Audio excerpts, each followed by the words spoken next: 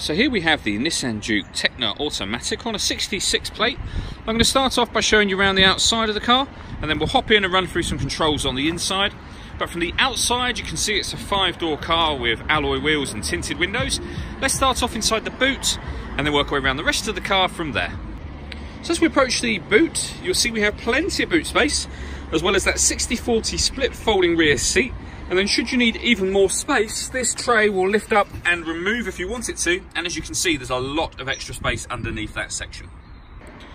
Okay, so we're just going to work our way back round to the front of the car, and then we'll hop in and run through some controls on the inside. But now that we've done a full circle of it, you can see that it's in fantastic condition the whole way round.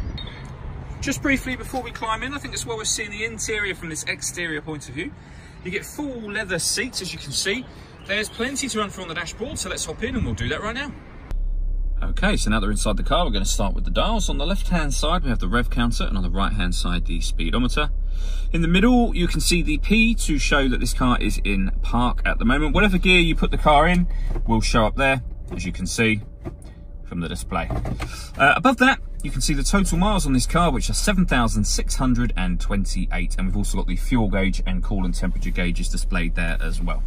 If we back out to the steering wheel, on the left-hand side, we've got stereo controls and phone controls, and on the right-hand side, cruise control and speed limiter.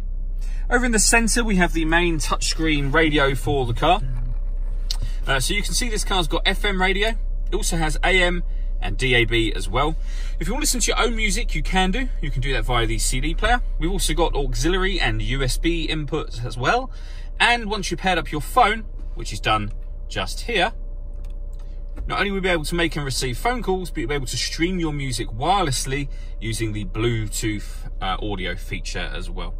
This car's also got satellite navigation. There's a full video showing how that works on both our website and our Facebook page, but it's accessed via these buttons just here.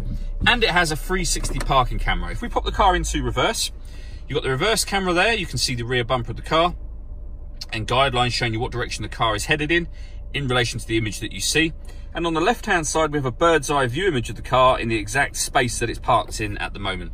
It does make it very easy to park, but it actually goes a couple of stages beyond that as well. If we press the camera button up here, we get a front-facing camera and the bird's eye view, front-facing camera, and then the front near side wheel, so passenger side wheel, and you can turn the system off or the camera off using that button that third time. Working our way down, we've got climate control, so you can adjust the temperature, the fan speed. You determine where you'd like the air to be distributed in the car, and then hit that button to turn the air conditioning on.